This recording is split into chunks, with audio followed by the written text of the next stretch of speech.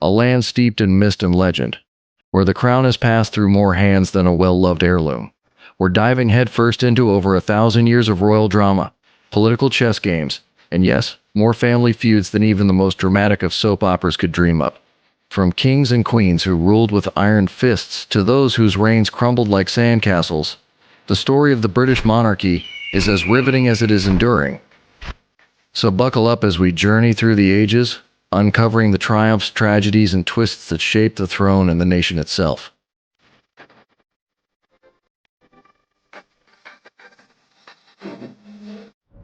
Our story begins not with the Scots or the English, but with a Saxon prince named Egbert III, born in 771 AD. Now, England, as we know it, didn't exist back then.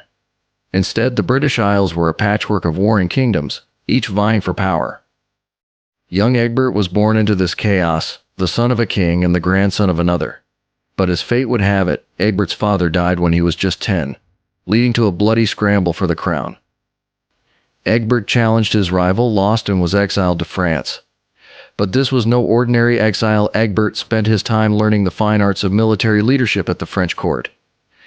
In 800 AD, after the death of his rival, Egbert returned to claim his father's throne, and after much struggle, became King of Wessex in 802 AD. He didn't stop there. He consolidated his power and eventually brought most of the Anglo-Saxon kingdoms under his control, earning the title of Bretwalda, or Wide Ruler of Britain. Egbert's legacy was carried forward by his son Ethelwulf, who faced a new and terrifying threat: the Danes.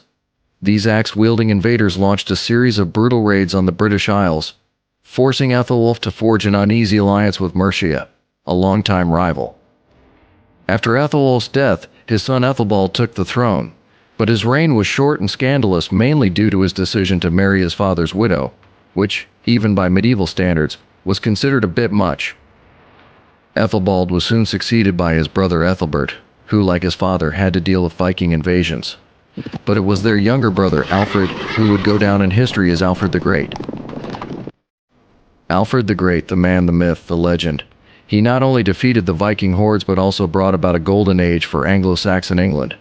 He was a warrior, a scholar, and a lawmaker, establishing fortified towns and schools, and even dabbling in urban planning. His most significant legacy was the establishment of Danelaw, a division of England between the Saxons and the Danes, which still has cultural echoes today. Alfred's reign marked the beginning of the unification of England. After Alfred's death, his son Edward the Elder took the throne and continued his father's work, expanding his territory and consolidating power.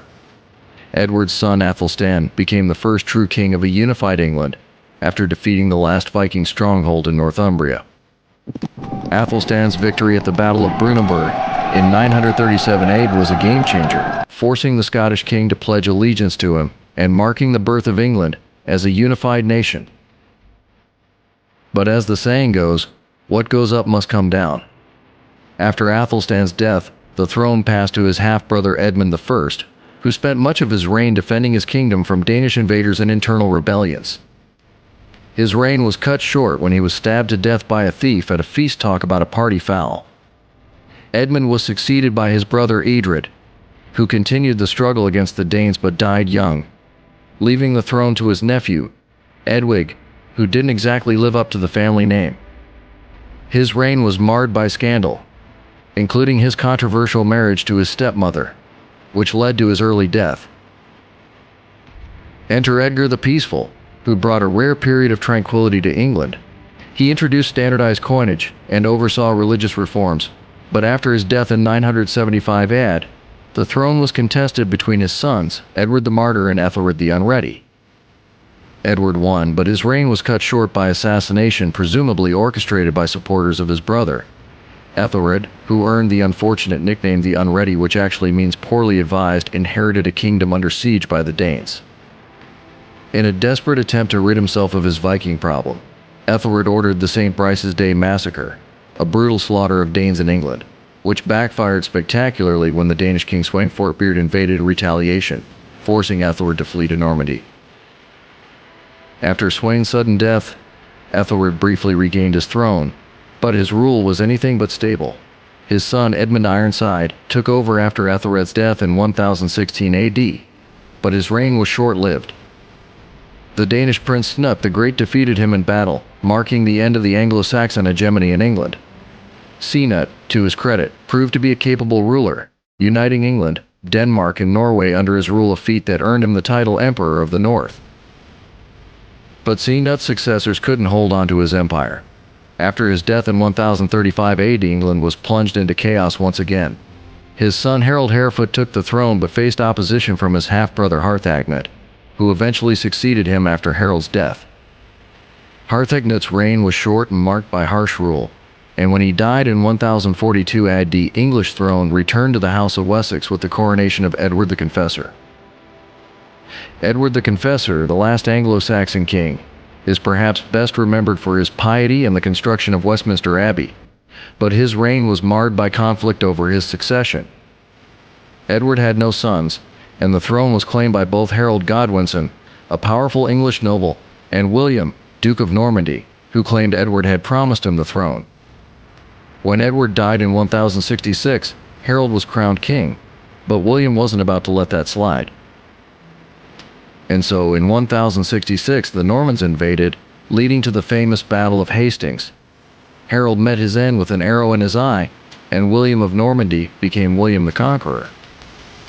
His reign brought significant changes to England feudalism, the construction of motte and bailey castles, and the Domesday Book, a detailed survey of England's lands and resources. William's rule was harsh, but it solidified the Norman influence in England and changed the course of British history forever. William's descendants would continue to rule England, but not without their share of drama. His son William II, known as Rufus, was an unpopular king who met a mysterious end during a hunting trip, a stray arrow. Perhaps not so accidental. Rufus was succeeded by his brother Henry I, who proved to be a more capable ruler, expanding royal administration and establishing the exchequer. But Henry's reign was marred by personal tragedy. His only son drowned in the wreck of the White Ship, leading to a succession crisis that would plunge England into civil war. This war, known as the Anarchy, pitted Henry's daughter Matilda against her cousin Stephen of Blois. The kingdom descended into chaos as the two sides battled for control, with Matilda briefly capturing Stephen and nearly claiming the crown. But the war dragged on until 1153, when Stephen agreed to a truce, naming Matilda's son, Henry, as his heir. Stephen died the following year, and Henry II took the throne, marking the beginning of the Plantagenet dynasty. Henry II was a force to be reckoned with. He restored royal authority, expanded his territories, and established legal reforms that would lay the foundation for English common law. But Henry's reign was also marked by his tumultuous relationship with Thomas Becket, the Archbishop of Canterbury. What started as a friendship ended in tragedy when Becket was murdered in Canterbury Cathedral, supposedly on Henry's orders. Racked with guilt, Henry performed public penance, but the damage was done. Becket became a martyr, and Henry's legacy was forever tainted. Henry's sons would go on to challenge him in a series of rebellions, leading to a strained and tragic end for the once powerful king. His son Richard I, better known as Richard the Lionheart, ascended the throne in 1189. A warrior king through and through, Richard spent most of his reign on crusade in the Holy Land, leaving England in the hands of his brother John. Despite his bravery on the battlefield, Richard's absence from England left the kingdom vulnerable, and when he was captured and held for ransom, it was John who ruled in his stead. John, however, was not the hero England needed. Known as John Lackland due to his lack of inheritance, he proved to be an unpopular and ineffective ruler. His reign was marked by heavy taxation, military failures, and conflicts with the nobility. John's actions led to the creation of the Magna Carta in 1215, a document that limited the power of the king and laid the groundwork for constitutional government in England. Despite his attempts to cling to power, John died in 1216, leaving his 9-year-old son, Henry III, to inherit the throne. Henry III's reign was long and fraught with challenges. Like his predecessors, he faced rebellions and conflicts with the barons, leading to the Provisions of Oxford in 1258, which further limited royal authority. But Henry's reign also saw the rise of Parliament as a formal institution. a development that would have lasting implications for English governance. As we bring this chapter of British history to a close, it's clear that the story of the monarchy is one of resilience, power struggles, and an ever-evolving relationship between the crown and its subjects. From the rise of the Anglo-Saxon kings to the Norman conquest and the establishment of Magna Carta, each chapter has left its mark on the nation. We continue with the dawn of the Tudor dynasty, where the chessboard of English history saw some of its most famous and infamous players. Henry VII, our shrewd king who quite literally fought his way to the throne, married Elizabeth of York, thus uniting the warring houses of Lancaster and York. This marriage not only brought peace but also ushered in an era of administrative reform. Henry VII, ever the pragmatist, decided that royal absolutism, also known as I make the rules, and you follow them, was the way forward. He was the accountant-in-chief, revitalizing the treasury and even scoring a sweet trade deal, the Magnus Intercursus, which made England wealthy on the back of its prized wool trade. But let's be honest, folks, the Tudors are best known not for their balance sheets but for their larger-than-life personalities, none more so than Henry VIII. Now here's a king who knows how to keep things interesting. Athletic, charismatic, and with a penchant for music, Henry was the rock star of European courts. But as much as he loved a good joust, he loved getting married, even more, 6 times to be precise. And when the Pope refused to annul his first marriage so he could wed Anne Boleyn, Henry simply created his own church. Who needs Rome when you can have the Church of England? Of course, his love life was anything but smooth. Poor Anne Boleyn lost her head literally after failing to produce a male heir, and Henry's subsequent marriages were a mix of tragedy and farce. Jane Seymour died giving birth to his only son, Edward, while Anne of Cleves was dismissed as soon as she arrived because, well, she didn't quite match her portrait. Catherine Howard was another unfortunate queen who met the executioner's axe, and finally Catherine Parr outlived Henry, who passed away leaving behind a complicated legacy of religious upheaval and a nation teetering on the brink of chaos. Enter Edward VI, Henry's sickly son, who reigned briefly and saw the Protestant Reformation take full swing. However, his untimely death at 15 threw the succession into turmoil. Lady Jane Grey, the 9 Days Queen, was a tragic pawn in this deadly game, quickly deposed by Mary I, Henry's devout Catholic daughter. Mary, known to history as Bloody Mary, was determined to reverse the Protestant tide, and her methods were nothing short of fiery. Literally. She had over 280 Protestant martyrs burned at the stake, earning her a reputation that has endured for centuries. Her marriage to Philip of Spain was equally unpopular, and her reign ended in illness and failure. Then came Elizabeth I, the Virgin Queen who, despite her flirtations with various suitors, never married and instead dedicated herself to her realm. Elizabeth's reign is often seen as a golden age, where the English Renaissance flourished and the Spanish Armada was spectacularly defeated. Under Elizabeth, England began to find its footing as a global power, thanks to explorers like Sir Francis Drake and the literary genius of William Shakespeare. But Elizabeth's death without an heir led to the union of the crowns of England and Scotland under James I, the first of the Stuart monarchs.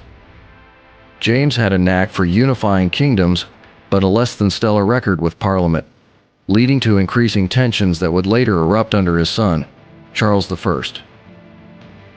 Charles I, the king who lost his head, quite literally too, as his belief in the divine right of kings led to a catastrophic civil war. Oliver Cromwell and his new model army emerged victorious, and England briefly became a republic.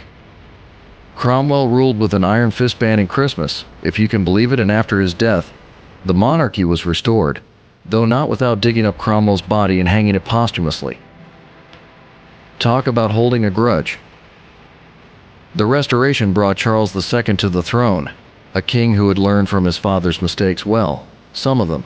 He was the merry monarch, known for his love of pleasure, but his reign was also marked by the Great Plague, the Great Fire of London, and further religious tensions that would set the stage for more conflict.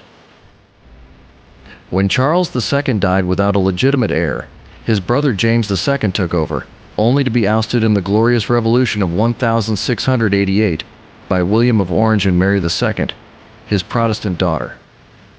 This bloodless revolution ensured that England would remain a Protestant nation, as Parliament invited the Dutch royals to take the throne. This event solidified the power of Parliament over the monarchy, leading to the constitutional monarchy we recognize today. William and Mary's reign brought stability, but after their deaths, the throne passed to Mary's sister, Anne. Under Queen Anne, England and Scotland officially united to form Great Britain, and the country began its rise as a global superpower, albeit with more than a few bumps along the way. The Hanoverians then took the stage, beginning with George I, a king who spoke little English and cared even less for English politics, thus paving the way for the rise of the Prime Minister as the true power behind the throne. His successors, particularly George III, would face challenges that reshaped the world, none more significant than the loss of the American colonies, the French Revolution, and the Napoleonic Wars. George III, often remembered for his bouts of madness, witnessed the birth of modern Britain, though his later years were marred by personal and national crises. His son, George IV, was a spendthrift whose lavish lifestyle and scandals did little to endear him to the public, while William IV, the Sailor King, managed to pass some significant reforms before the crown passed to his niece, Victoria. And so we arrive at the Victorian era, a period of unprecedented change and expansion.